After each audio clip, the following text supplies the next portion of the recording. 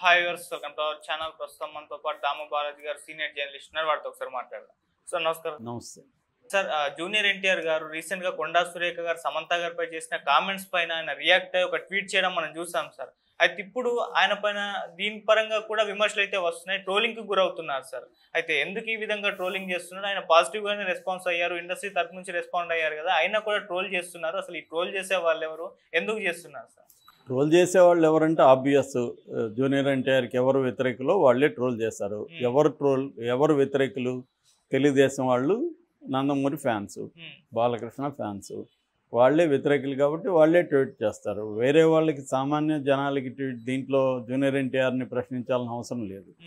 అంటే జూనియర్ ఎన్టీఆర్ని ఇలాగ ట్రోల్ వెనక ఒక కాంటెక్స్ట్ ఉంది. అదేంటంటే గతంలో ఇంతకంటే ఘోరంగా భువనేశ్వరి గారిని అసెంబ్లీలో కావచ్చు, బయట కావచ్చు, వల్లభనేని వంశీ, కొడాలి నాని లాంటి వాళ్ళు ఘోరంగా మాట్లాడారు.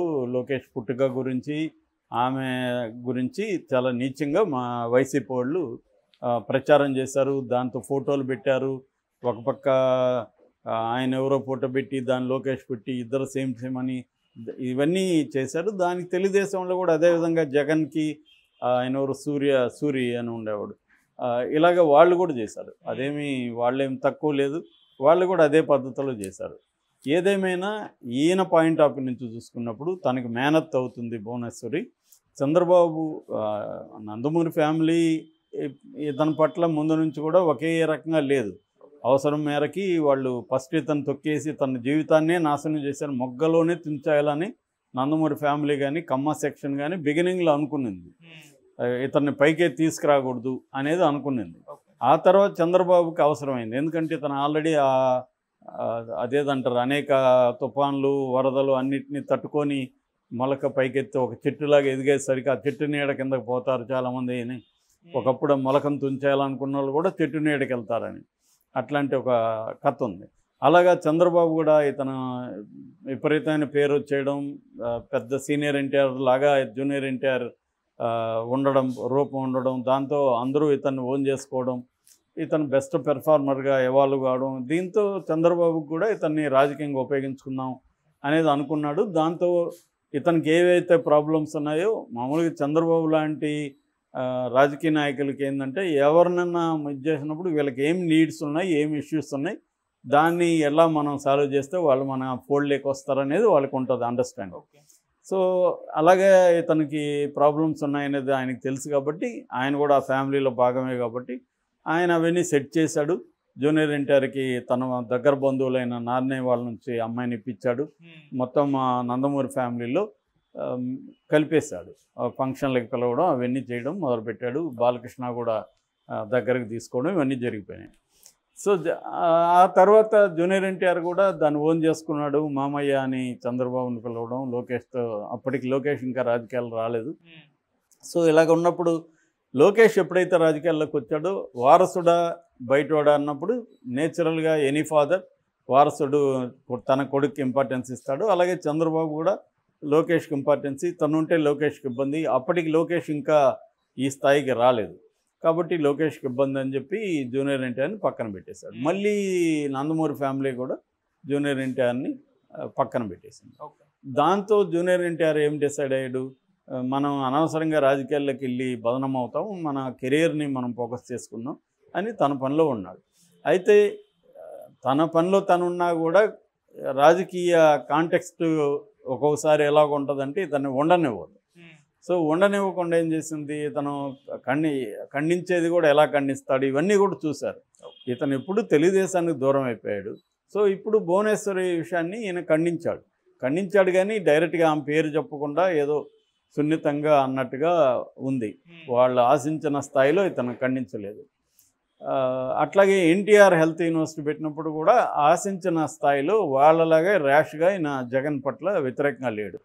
ఎందుకంటే తన మనుషులు ఇద్దరు కూడా అటువైపు వెళ్ళారు. రెండోది భువనేశ్వర్ మీద చేసిన కామెంట్లు కూడా ఎవరు, ఒకప్పుడు ఇతను మనుషులే, ఇతను చెప్తేనే చంద్రబాబు సీట్లు ఇచ్చాడు వాళ్ళిద్దరికి, వల్లభనేని వంశీకి, కొడాలి నానికి జూనియర్ ఎన్టీఆర్ ఇచ్చాడు. జూనియర్ ఎన్టీఆర్ ఇంట్లో ఒక మనిషిలాగానే కొడాలి నాని పెరిగాడు, హరికృష్ణకి శిష్యుల్లాగా వాళ్ళిద్దరు. సో కాబట్టి జూనియర్ ఎన్టీఆర్కి ఆ ఇబ్బంది కూడా ఉంది. సో నన్ను డిజైన్ చేసుకున్నది చంద్రబాబు ఫ్యామిలీ, నన్ను డిజైన్ చేసుకున్న నందమూరి ఫ్యామిలీ, నేనెందుకు ఇప్పుడు తెగబడి వీళ్ళ వైపు నిలబడి జగన్కి యాంటీ కావాలనేది అతని పాయింట్ ఆఫ్ వ్యూలో అతను కరెక్టే కావచ్చు, కానీ వీళ్ళకి అది కోపం తెప్పిస్తుంది. ఇంత జరిగితే నువ్వెందుకు గట్టిగా ఖండించట్లేదు అనేది వాళ్ళ పాయింట్ ఆఫ్ వ్యూలో వాళ్ళకి ఆగ్రహం వస్తుంది. ఇలాగ మనం ఎవరి పాయింట్ ఆఫ్ వ్యూ నుంచి చూసినప్పుడు వాళ్ళకి కరెక్ట్ అనిపిస్తుంది. కానీ junior NTR point of view నుంచి జూనియర్ ఎన్టీఆర్ నాకు అన్యాయం చేసిన వాళ్ళకి ఒక అన్యాయం జరిగితే నేనెందుకు తెగబడి కంటిన్యూ చేయాలి దాన్ని అనేది అతను అనుకున్నాడు. సో కాబట్టి ఈ కాంటెక్స్ట్ని బట్టి ఇప్పుడు జూనియర్ ఎన్టీఆర్ సమంత విషయంలో సీరియస్గా స్పందిస్తే అది కూడా వన్ ఆఫ్ ద అర్లీ అనమాట స్పందనలు. ఫస్ట్ ప్రకాష్ రాజు, దాని తర్వాత ప్రధానంగా మనకి జూనియర్ ఎన్టీఆర్, నాని, జూనియర్ ఎన్టీఆర్లు కనబడతారు. సో దాంతో జూనియర్ ఎన్టీఆర్ మీద ట్రోల్కి వాళ్ళకి ఒక అవకాశం దొరికింది. జూనియర్ ఎన్టీఆర్ సీరియస్గా రెస్పాండ్ అయ్యాడు. మేము చూస్తూ ఊరుకోమని ఒక హెచ్చరిక కూడా కొండా సురేఖ చేశాడు. ఇలా చేస్తుంటే మేము చూస్తూ ఊరుకోమని కూడా అతను అన్నాడు. ఎందుకంటే నాగార్జునని కూడా ఆమె అంత ఘోరంగా మాట్లాడింది కాబట్టి అతని స్పందన కూడా కొంత తీవ్రంగానే ఉంది. అదే ఆ టోన్లో జగన్ మాట్లాడి ఇలా చేస్తే నేను చూస్తూ ఊరుకోను అనే టోన్లో వైసీపీని ఉద్దేశించి ఎప్పుడూ ఆయన కామెంట్ చేయలేదు. ఇప్పుడు చేశాడు. సో నేను ఇందాక వేరే వీడియోలో కూడా చెప్పా, ఇప్పుడు ఇండస్ట్రీకి అందరికీ కోపం రావడానికి ఒక నేపథ్యం అయితే ఉంది. ఇక్కడ ఈయన రేవంత్ రెడ్డి వచ్చి 300 రోజులైంది. ఈ 300 రోజుల్లో సినిమా ఇండస్ట్రీకి రేవంత్ రెడ్డి వ్యతిరేకం అన్నట్టుగా కొన్ని సిగ్నల్స్ వెళ్ళాయి. ఫస్ట్ గద్దర్ అవార్డ్స్, అది ఎవరికి ఇష్టం లేదు, దాని మీద రేవంత్ రెడ్డి సినిమా ఇండస్ట్రీ నిందిస్తూ మాట్లాడాడు. తర్వాత డ్రగ్స్ విషయంలో రేవంత్ రెడ్డి సినిమా ఇండస్ట్రీకి వార్నింగ్లు ఇచ్చాడు. దాని తర్వాత కన్వెన్షన్ మీద దాడులు చేయడం, దాని తర్వాత దానికి ముందే ఫోన్ ట్యాపింగ్ పేరుతో అసలు ఇష్యూని లేపిందే రేవంత్ రెడ్డి. సమంత ఫోన్ ట్యాప్ చేశాడని, ఈ రకుల్ రావు అని పేరు పెట్టడం, ఇవన్నీ కూడా రేవంత్ రెడ్డి చేశాడు. అంటే క్లియర్గా రేవంత్ రెడ్డి సినిమా ఇండస్ట్రీని, తర్వాత కన్వెన్షన్ దగ్గర నుంచి నాగార్జున్ని టార్గెట్ చేయడం అనేది మనకు కనబడుతుంది.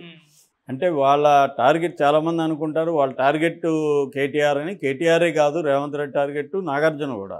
సో అందుకని ఇద్దరిని కలిపి చేశాడు. సో ఇప్పుడు దానికి అనుగుణంగానే ఈమె ఇంకా రెచ్చిపోయి దాన్ని ఎక్స్ట్రీమ్కి తీసుకెళ్ళినప్పుడు రేవంత్ రెడ్డి కనీసం ఆమెను ఆపుంటే ఆమె ఈ పాటికి సారీ చెప్పి సైలెంట్ అయ్యేది. కానీ ఆమె సారీ చెప్పలేదు. నా వాక్యాలని నీ గురించి చెప్పిన వాక్యాలను విరమించుకుంటున్నానని సమంతకు చెప్పింది. కానీ ఇంకా మళ్ళీ మాట్లాడింది. సమంత వాళ్ళిద్దరూ మరి ఎందుకు విడాకులు తీసుకున్నారు, కారణం చెప్పలేదు కదా, కారణం చెప్పకపోతే ఇండస్ట్రీ నుంచి నాకు ఇలాంటి ఇన్ఫర్మేషన్ వచ్చింది కాబట్టి నేను చెప్పాను అని మళ్ళీ సమర్థించుకుంటుంది. వాళ్ళు ఎందుకు కారణం చెప్పాలి? ఇప్పుడు ఎవరో ఒక ఇద్దరు భార్యాభర్త విడిపోతే వాళ్ళు నాకు కారణం చెప్పలేదు కాబట్టి నేను అనుకున్న కారణం నేను అందరికీ చెప్తానంటే అది ఎట్లా కరెక్ట్? వాళ్ళు నీకు తెలుసా అఫీషియల్గా వాళ్ళు ఎందుకు విడిపోయారో నీకు చెప్పారా? 1,00,000 కారణాలు ఉంటాయి, 1,00,000 సమస్యలు ఉంటాయి, కంపాటబిలిటీ ఇష్యూలు ఉండొచ్చు, ఒకరొకరు వాళ్ళ అనుకున్నట్టుగా ఎదుటి వాళ్ళు బిహేవ్ చేయలేకపోవచ్చు, ఒకరు ఇంకొకరిని కంట్రోల్ చేయడానికి రావచ్చు, ఆర్థిక కారణాలు ఉంటాయి, రకరకాల ఇష్యూస్ ఉంటాయి. సో వాళ్ళు చెప్పదలుచుకోలేదు బయట ప్రపంచం. మేము విడిపోతున్నాం అని చెప్పారు, విడిపోయారు. ఎవరి దీంట్లో ఎవరి లైఫ్లో వాళ్ళు ఉన్నారు. నాగార్జున వాళ్ళు కూడా బాధను వ్యక్తం చేశాడే కానీ ఇంటర్వ్యూలో కూడా ఆయన ఎప్పుడు వాళ్ళిద్దరు విడిపోయిన వల్ల మేము ఎంత ఇబ్బందులు పడ్డాము, మాకు ఎంత బాధ అయింది, మా కొడుకు నాగ చైతన్య కూడా ఎంతో బాధపడ్డాడని చెప్పాడు తప్ప ఎక్కడ ఆ అమ్మాయి మీద ఇండైరెక్ట్గా కూడా ఆ అమ్మాయి మాలో కలవలేకపోయిందనో ఇంకోటి ఇండైరెక్ట్గా కూడా ఆయన సమంతని ఒక చిన్న మాట కూడా అనలేదు. సో వాళ్ళు ఆ రకంగా ఉన్నప్పుడు మనకేం పని, అసలు వేరే వాళ్ళకి ఏం పని వాళ్ళిద్దరి గురించి? ఇక్కడ ఇబ్బంది వస్తుంది. దీంతో ఈమె రెచ్చిపోవడానికి కారణం, సారీ చెప్పకపోవడానికి కారణం ఈమె వెనక రేవంత్ రెడ్డి ఉన్నాడు అన్న ఇది వినపడుతుంది. అందుకని ఇప్పుడు ఇదంతా కూడా వీళ్ళు ఏం చేస్తున్నారు, ఇప్పుడు రేవంత్ రెడ్డిని సపోర్ట్ చేయడం తెలుగుదేశానికి అవసరం, అట్టని ఇండస్ట్రీలో అందరి మీదకి రాలేరు వాళ్ళు. కాబట్టి ఎన్టీఆర్ మీదకి వచ్చారు. ఎన్టీఆర్కి కాంటెక్స్ట్ ఉంది కాబట్టి నువ్వు గతంలో ఎందుకు జగన్ అంటే నీకు భయమా, జగన్ అంటే అదే ఇదే, జగన్ అంటే భయమా ఇదని కాదు, జగన్ని ఎందుకు వ్యతిరేకం చేసుకోవాలి వీళ్ళ కోసం? వాళ్ళు నిన్ను ఓన్ చేసుకోలేదు, పైగా నీకు అన్యాయం చేద్దాం యూజ్ అండ్ త్రో లాగా చేశారు చంద్రబాబు. ఆయన కారణాలు ఆయనకు ఉండొచ్చు, నేను ఆయనేం అనట్లే. కానీ ఈయన పాయింట్ ఆఫ్ వ్యూలో మనం ఉంటే ఏం ఆలోచిస్తాము? అలాగే ఎవరైనా అలాగే బిహేవ్ చేస్తారు. నన్ను డిజోన్ చేసుకొని నన్ను అవమానించిన వాళ్ళకి ఒక సమస్య వచ్చినప్పుడు నేనెందుకు వెళ్ళాలి అనేది ఎవరైనా అనుకుంటారు. కాబట్టి జూనియర్ ఎన్టీఆర్ని ట్రోల్ చేయడం అనేది వాళ్ళకి పొలిటికల్గా అవసరం. జూనియర్ ఎన్టీఆర్ స్పందించడం, జూనియర్ ఎన్టీఆర్కి ఒక సినిమా ఇండస్ట్రీలో హీరోగా